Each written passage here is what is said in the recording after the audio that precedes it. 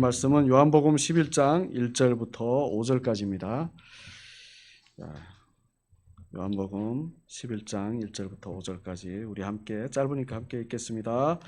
어떤 병자가 있으니 이는 마리아와 그 자매 아르다의 마을 베다니에 사는 나사로라.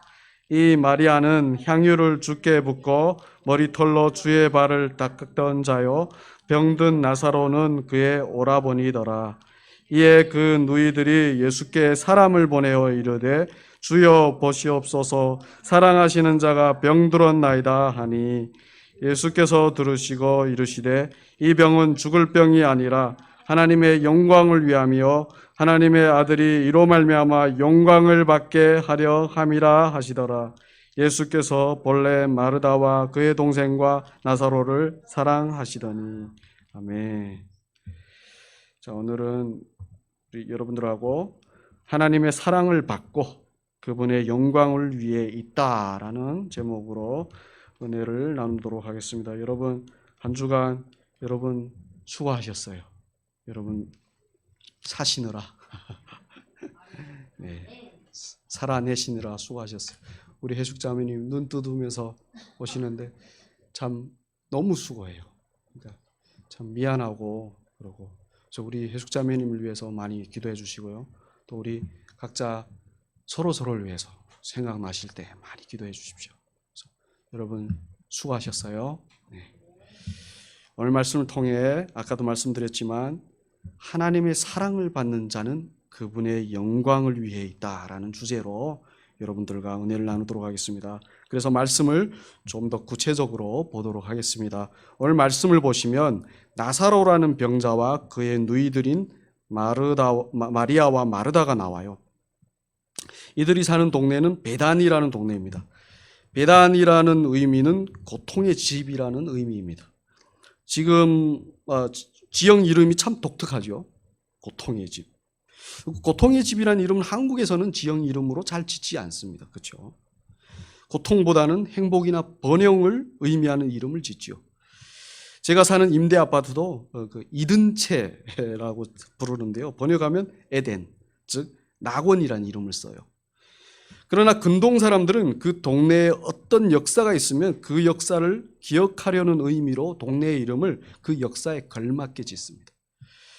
아무리 암흑한 역사여도 상관없이 그대로 지어요. 고대 베단이라는 동네는요, 이렇게 가난하고 몹쓸병이 걸린 사람들이 모여서 살던 곳입니다. 그러니 고통의 집이라고 부르는 거죠. 고통스러운 역사가 있었기 때문에 그런 이름을 진 것입니다. 그런 고통의 집이라는 동네에 나사로라는 사람이 사는데 이 사람이 죽을 병에 걸렸습니다. 고통이라는 동네에서 진짜 고통을 겪어야 하는 상황이 온 거죠. 그런데 이 나사로라는 병자의 이름의 의미가 참 독특해요. 나사로라는 의미는 하나님께서 도우셨다라는 의미입니다. 고통의 집이라는 동네에서 죽을 병에 걸려 고통을 겪는 사람의 이름이 하나님께서 도우셨다라는 의미라는 거예요. 옛날에 우리 조상들이 자녀들의 이름을 지을 때 이름대로 될지어다라는 마음으로 지어졌죠. 이름을. 저희 할아버지도 제 이름을 그렇게 지었습니다. 우리들의 이름의 의미를 한 번씩 한번 생각해 보십시오. 무슨 의미인가요? 거기엔 개똥이라는 의미를 가진 이름은 하나도 없죠. 특히 기독교인들은 더더욱 이름을 막 짓지 않습니다.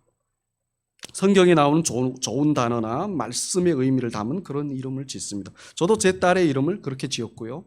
앞으로 태어날 제 아들의 이름도 그렇게 지으려고 합니다. 그런데 왜 그렇게 짓죠? 이름처럼 되길 바라는 마음에서 그렇게 짓는 겁니다.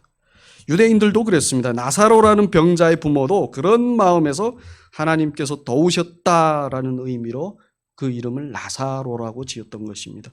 나사로라는 병자의 부모도 나사로라는 이름은 부모들의 그런 마음을 반영한 이름이에요. 그렇다면 슬픔의 집이라는 동네에서 죽을 병에 걸려 있는 하나님께서 도우셨다라는 이름을 가진 이 나사로라는 사람은 과연 어떻게 될까요? 이 세상의 관점은 죽을 자는 죽을 운명이다. 이름이 어떻든 그건 희망사항일 뿐이다 라고 합니다. 네, 맞습니다. 하나님의 은혜, 즉 예수 그리스도가 없으면 죽는 자는 죽는 운명이에요. 고통의 집 같은 이 세상에서 그 이름의 의미가 아무리 좋아도 결국은 고통스러운 죽음을 맞이하는 것입니다. 그러나 하나님의 은혜, 즉 예수 그리스도가 있으면 믿음대로 지어진 그 이름대로 되는 것이죠. 하나님께서 도우셨다로 말입니다. 우리는 오늘부터 시작해서 앞으로 몇 주간은 예수님께서 이 나사로에게 행하신 일들을 통해 하나님의 은혜를 우리가 한번 받도록 하겠습니다. 오늘 말씀의 3절과 5절 말씀을 좀 한번 자세히 보십시오. 예수님은 이 죽을 병에 걸린 나사로라는 사람을 사랑하셨다라고 합니다. 그리고 그 누이들도 사랑하셨습니다. 그러니 3절을 보시면 누이들이 예수님에게 전가를 보낼 때 당신이 사랑하시는 자가 병들었나이다 라고 보냅니다. 대단한 확신입니다. 예수님이 자기들을 사랑하신다는 것을 확실하게 말하는 거예요. 확신하지 않으면요, 사랑하시는 자가 병들었나이다 라고 말하지 못해요. 저도 저희 어머니에게 전화를 걸 때 어머니 접니다.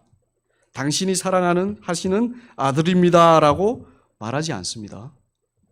물론 어머니가 저를 사랑하신다는 걸 저는 알아요. 그런데 그렇게 말하지 않습니다. 그들이 얼마나 예수님과 친밀한 관계면 그렇게 말할 수 있을까라는 생각을 한번 해보게 됩니다. 그렇다면 우리와 주님의 관계는 어떤가요? 주님께 나갈 때 주님에게 이렇게 말할 수 있는지요? 많은 사람들의 기도를 들어보면 대체로 다들 이렇게 시작합니다. 주님, 이 죄인이 주님 앞에 왔습니다 라고요. 그런데요, 단 한 번도 주님, 당신이 사랑하시는 제가 왔습니다 라고 시작하는 기도는 못 들어봤습니다. 여러분, 우리는 주님이 우리를 사랑하신다는 것을 다 알죠.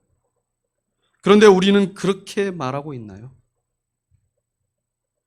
저는 주님이 사랑하시는 누구입니다 라고 말할 수 있는지요?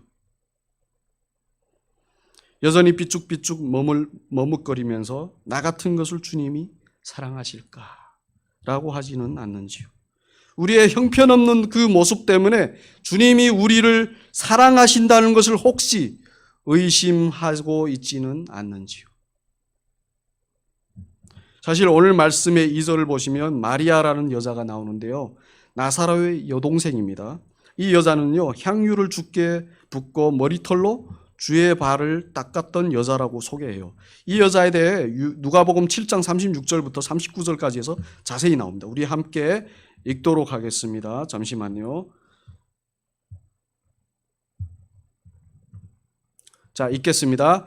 한 바리새인이 예수께 자기와 함께 잡수시기를 청하니 이에 바리새인의 집에 들어가 앉으셨을 때 그 동네에 죄를 지은 한 여자가 있어 예수께서 바리새인의 집에 앉아 계심을 알고 향유를 담은 옥합을 가지고 와서 예수의 뒤로 그 발 곁에 서서 울며 눈물로 그 발을 적시고 자기 머리털로 닦고 그 발에 입을 맞추고 향유를 부으니 예수를 청한 바리새인이 그것을 보고 마음에 이르되 이 사람이 만일 선지자라면 자기를 만지는 이 여자가 누구이며 어떠한 자 곧 죄인인 줄 알았으리다 하거늘. 네, 이 말씀을 자세히 보시면 향유를 예수님께 붓고 머리털로 발을 닦았다는 내용은 오늘 2절 말씀과 같죠. 그렇죠. 그런데 다른 점이 있습니다. 무슨 점이죠? 바로 이 여자를 어떤 여자라고 소개하죠? 죄를 지은 여자라고 합니다. 죄를 지은 여자요. 당시에 향유는 정말 비싸요. 요즘 몇백만 원씩 하는 비싼 향수와 비슷합니다. 여자들이 주로 사용했고요. 특히 장례식 때 시체가 부패하는 것을 막을 때도 사용되었습니다. 일반 사람은 옥합채로 많은 양의 향유를 가지고 있을 수 없어요. 그런데 그 여자가 그 많은 양의 향유를 가지고 있었던 것입니다. 머리에 부을 정도로. 그리고 발을 닦을 정도로. 그리고 성경을 보시면 그 여자를 죄를 지은 여자라고 소개해요. 자, 여기서 많은 양의 향유를 소유했고 성경에서 여자를 죄를 지었다고 말할 정도면 이 여자는 어떤 여자인지 아십니까? 창녀였습니다. 당시에는 창녀들이 자기를 치장할 때 향유를 되게 많이 사용했어요. 그리고 또 돈 대신 향유를 대가로 받기도 했습니다. 그러니까 일반 사람보다 향유가 많은 거예요. 그리고 당시 보수적인 사회 분위기에서 사람들이 공개적으로 그 여자가 죄를 지었다고 말할 정도면 여자들은 대체로 간음을 했던가 아니면 창녀였습니다. 그런데 그런 창녀였던 사람이 예수님에게 당신이 사랑하는 자라는 말을 씁니다. 창녀의 오라버니면 그도 당시 사회에서는 별로 사람 취급을 받지 못했어요. 그런데 그런 자신들을 예수님께서 사랑하신다고 말하는 거예요. 그것도 당당하게. 공개적으로 죄인 취급을 받고 혐오의 대상이었던 사람들이 그럼에도 불구하고 예수님께서 자기들을 사랑하신다고 말하는 겁니다. 그리고 예수님에게도 당당하게 자기들을 당신이 사랑하시는 자라고, 그러니까 당당하게 예수님에게 당신이 사랑하시는 자 우리라고 얘기를 합니다.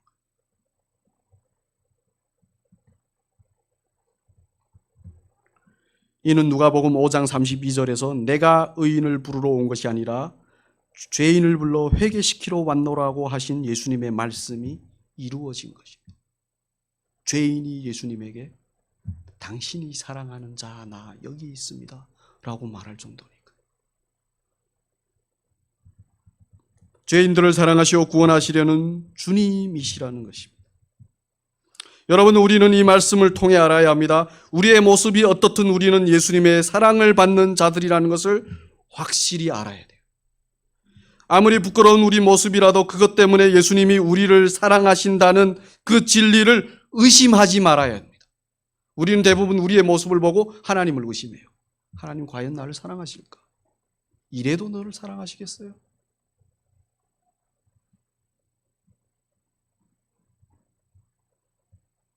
예수님은 우리를 늘 사랑하셨습니다. 태초부터 영원까지 변함없이 우리를 사랑하시는 분이 바로 하나님이십니다. 그런 하나님의 사랑을 우리의 그릇된 모습 때문에 우리가 폄하하면 안 됩니다. 그게 하나님을 모욕하는 거예요. 그게 우리 마음대로 우리를 사랑하시는 하나님을 막 판단하여 무시하는 것입니다. 그러니 우리는 늘 확실히 알아야 합니다. 우리가 어떻든 하나님이 우리를 사랑하신다. 우리가 어떤 모습이면 그건 우리 모습이에요. 하나님이 우리를 사랑하신다는 거 상관없어요. 하나님은 그래도 우리를 사랑하신다는 거예요. 그걸 우리는 늘 이 세상을 바라보면서 우리 자신을 바라보면서 하나님을 판단하려고 합니다. 그렇게 하면 안 돼요. 그걸로 하나님을 판단할 수 있는 하나님이 아니에요.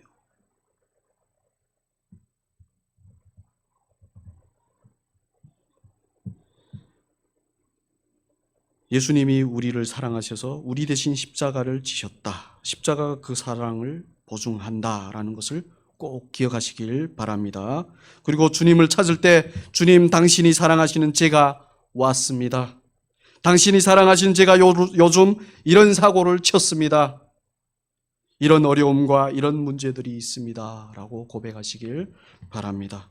그리고 우리는 주님께서 사랑하시는 우리를 반드시 도와주신다는 믿음을 늘 가지고 있어야 합니다. 사랑하시는데 당연히 우리의 아픔과 고통을 못 번쩍하시지는 않으실 것입니다. 계속해서 본문을 보시면 그렇게 사랑하시는 자가 병들었다는 말을 들으신 예수님의 말씀이 4절에서 나옵니다. 그런데 독특한 말씀을 하세요. 우리 함께 읽도록 하겠습니다. 그래서 들으시고 이르시되 이 병은 죽을 병이 아니라 하나님의 영광을 위하며 하나님의 아들이 이로 말미암아 영광을 받게 하려 함이라 하시더라. 아멘. 사실 이 말씀을 들으면 좀 의아합니다. 사랑하시는 자가 죽을 병에 걸렸다는 것을 들으셨으면 그래, 그러면 가자 라고 바로 움직이셔야 하는 것이 우리의 상식인데 예수님은 뜻밖의 말씀을 하시는 것입니다. 죽을 병이 아니라 하나님의 영광을 위함이라고 하십니다. 아니 죽겠는데 가보지도 않고 죽을 병이 아니라 하고 고통스러운데 그것을 하나님의 영광을 위한 것이라고 하면 이걸 어떻게 이해하겠습니까? 그런데 주님이 그렇게 말씀하셨다는 것입니다. 주님의 말씀은 진리잖아요. 그분이 그렇게 말씀하시면 그렇게 되는 겁니다. 진리의 말씀은 그런 겁니다. 그대로 되는 겁니다. 주님이 말씀하시는 대로 되는데 주님이 그것을 보여주세요. 또 믿도록. 십자가에서 고통스럽게 죽으시면서 하나님의 영광을 드러내시잖아요. 여기에서 우리는 많은 걸 깨달아야 됩니다. 세상 사람들은 십자가에서 개죽음 당했다고 했어요. 근데 예수님의 그 죽음은 하나님의 영광을 드러낸 죽음이었어요. 우리는 그런 주님의 말씀을 믿는 믿음이 있어야 합니다. 주님이 말씀하신 대로 된다는 믿음이 있어야 합니다. 주님께서 우리를 구원하시고 우리를 영원히 돌보신다고 약속하셨으면 그대로 된다는 믿음을 가지셔야 합니다. 주님이 우리를 사랑하시고 축복하신다고 말씀하셨으면 우리는 사랑받는 것이고요. 또한 축복받는 것입니다. 사실 인생의 어려움은 대부분 우리를 사랑하시어 영생의 축복을 주신다는 하나님의 말씀을 믿지 않기 때문에 있는 것입니다. 예를 들어 어느 날 제가 갑자기 죽었습니다. 갑자기 죽었어요. 여러분들 어떻게 아시겠습니까? 말씀대로 되었다고 믿지 않으면요 모두 난리치실 것입니다. 아니 목사가 갑자기 죽다니 어떻게 이런 일이 일어나냐고 하시면서. 그런데 우리를 사랑하시어 영생의 축복을 주신다고 약속하신 하나님의 말씀을 믿으면 오히려 먼저 죽은 저를 부러워하셔요. 그렇잖아요. 영생의 복락으로 먼저 갔으니 당연히 부러워하셔야죠. 북한에 있는 사람들이 한국으로 온 사람들을 얼마나 부러워하는지 아십니까?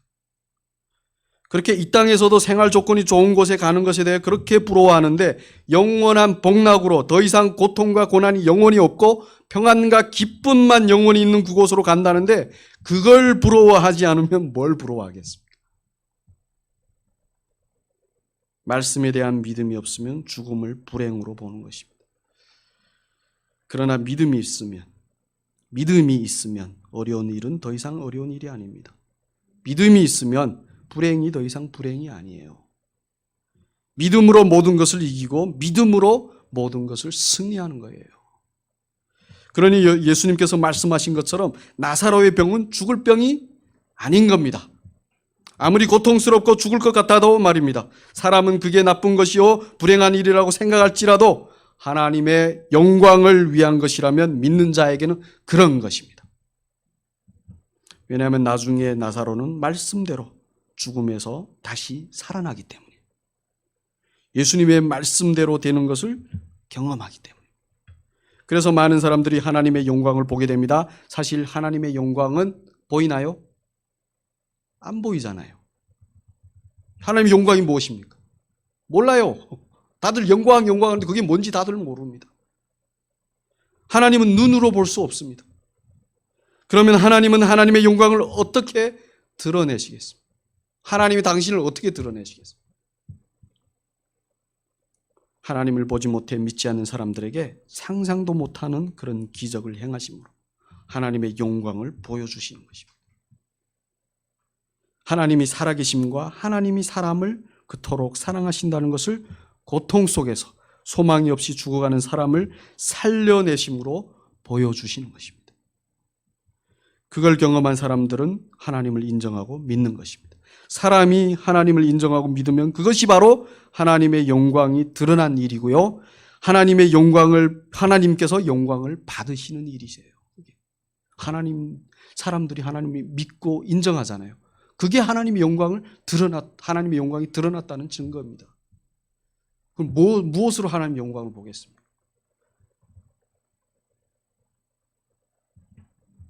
그래서 나중에 말씀하신 대로 되게 하시려고 예수님께서 나사로를 찾아가십니다. 최근에 신대원에서 함께 공부한 전도사님이랑 오랜만에 연락을 했어요. 그분은 가정주부였어요. 신대원 다닐 때. 그런데 1년을 마치기도 전에 안 나오시는 거예요. 알아보니 고등학생이었던 아들이 백혈병에 걸린 겁니다. 자, 이 백혈병은 정말 아무리 돈이 많아도 의학이 발전해도요, 고칠 수 없는 병 중에 하나라고 합니다. 아들을 간호하면서 엄마로서 그 전도사님의 마음은 얼마나 이렇게 많은 탄식과 눈물을 쏟아냈겠습니까? 저는 사실 그것까지만 알고 몇 년을 연락 못했어요. 그런데 최근에 제가 연락을 해서 아들의 근황을 물었습니다. 그랬더니 아들이 나와서 지금은 대학교에서 자동차를 공부한다 그러더라고요. 저 얼마나 기쁜 일입니까? 그렇죠? 그 이야기를 하면서 그 전도사님이 이런 말을 하셨어요. 주님이 오셔서 모든 것이 안정되었습니다. 주님이 오셔서 모든 것이 안정되었습니다. 여러분, 사람은 그런 고난 가운데서 아무것도 할 수 없습니다. 그저 탄식과 고통만 있을 뿐입니다. 그런데 주님이 오시니 모든 것이 안정되었습니다. 결국 탄식과 고통만 있던 그 아들의 그 백혈병이란 문제는 주님 때문에 해결되었으므로 그 전도사님 입에서 주님의 영광이 드러나는 일이 된 것이에요. 그런데 그 전도사님 뿐이겠습니까? 그 모든 가족과 아들의 백혈병이라는 것을 아는 모든 사람들에게 하나님의 영광이 드러났겠죠. 나음으로 인해서.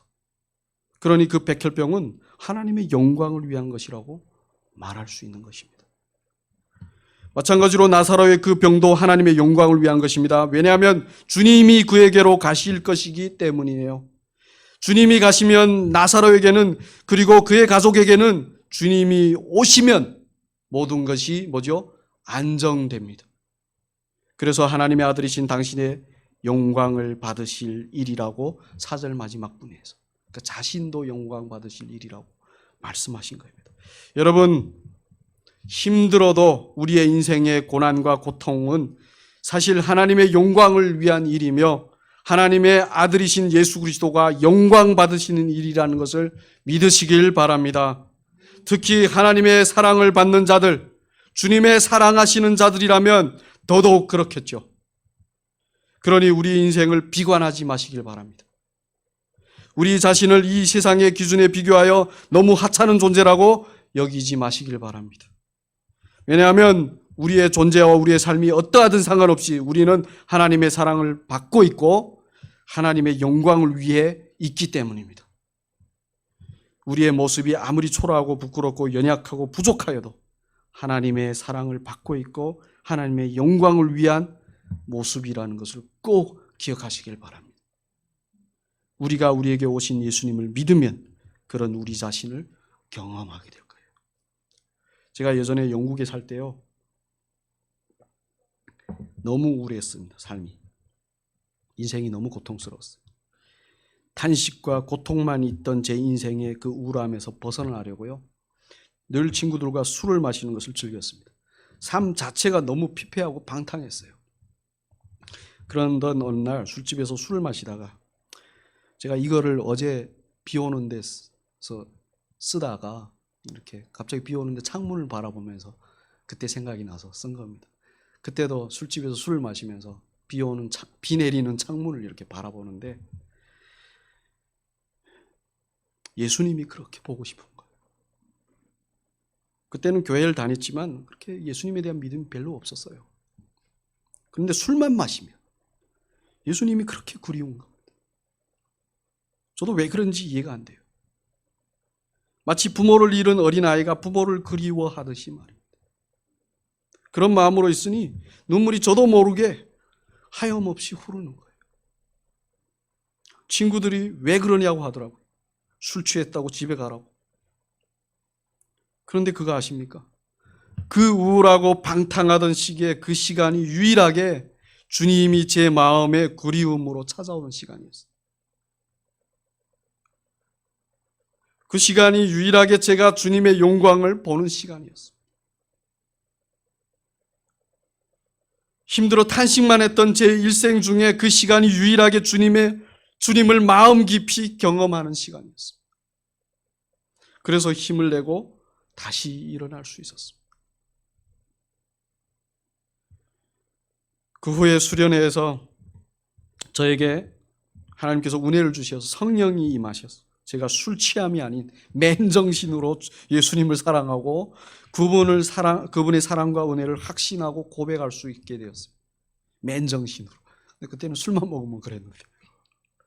탄식과 고통만 있어 우울하여 인생의 소망을 잃고 방탕했던 삶에 예수 그리스도가 오시니 하나님의 영광이 드러나 저를 하나님의 영광이 드러나고 또 저를 통해 예수님께서 영광을 받으시는 그런 사건인 거죠. 우리는 대체로 하나님의 영광을 위해 무엇을 해야 한다고 합니다. 그러나 그 전에 우리의 존재 자체가 하나님의 영광을 위해 있다는 것을 알아야 합니다. 그리고 그런 우리에게 예수 그리스도가 오심으로 하나님의 영광을 드러내시고 그분의 또한 영광을 받으신다는 것을 우리는 알아야 합니다.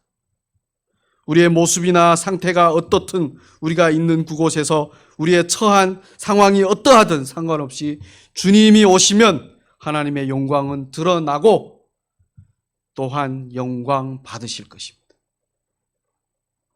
오늘 말씀을 정리하겠습니다. 우리는 예수님을 통해 고통의 집이라고 하는 베다니아에 있었던 창녀의 가정에서 병들어 죽어가던 하나님이 도우셨다라는 이름을 가진 나사로가 예수님의 사랑을 받는 존재였고 병들어 죽어가는 그 상태는 바로 하나님의 영광을 위한 상태라는 것을 알게 되었어요. 오늘 말씀을 통해. 종교와 사회는 그의 가족을 죄인이라고 손가락질하고 배척했지만 예수님은 오늘 5절 말씀처럼 그들을 사랑하셨습니다. 그들이 죄 짓는 것을 좋아하셨다는 말이 아닙니다.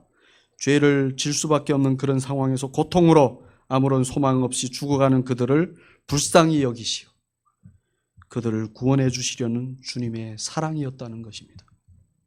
우리도 마찬가지입니다. 죄와 사망이 지배하는 이 고통의 세상에서 목숨을 부지하려고 우리의 능력이든 우리의 시간이든 우리의 몸이든 마음이든 팔아서 신기루같이 있다가 없고 없다가 있는 돈이나 성공이나 행복을 얻으려고 하다가 어떻게 되죠?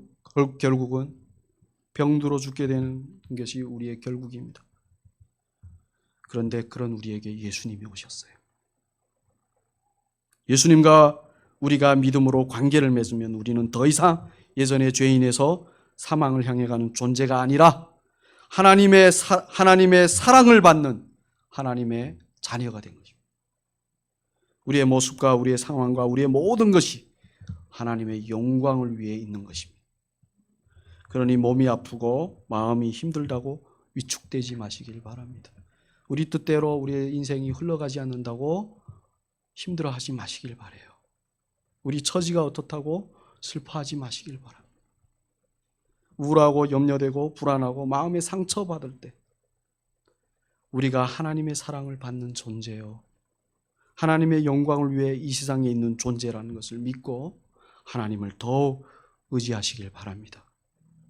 우리의 인생이 하나님의 사랑을 받는 인생이고 하나님의 영광을 위해 있습니다. 이걸 우리가 먼저 알아야 나중에 북한에 가서도 인생에 대한 탄식과 실망 속에 사는 저들에게 위로와 소망을 줄 거 아닙니까? 뭘 주겠어요? 쌀을 갖다 주면 그들이 위로받을까요? 돈을 갖다 주면 그들이 어떤 영원한 소망이 생길까요? 아닙니다. 하나님의 사랑과 하나님의 영광이 녹아져 있는 인생이라고 그들의 인생을 말해줄 때, 그들이 그들의 인생을 알 때 그들은 위로받고 소망을 얻는 거예요. 그 믿음으로 우리가 먼저 서야 합니다. 그래야 전하죠. 그렇죠. 이 땅에서 사는 삶이 괴롭습니다. 이 세상은 온갖 우리를 괴롭히는 온갖 소리들과 형상들로 우리에게 도전을 줍니다. 우리의 믿음에. 그러나 우리는 그 믿음으로 싸워 이기심으로 하나님의 영광을 우리 삶 속에서 이 세상에 드러내시길 진심으로 축복합니다. 기도하겠습니다.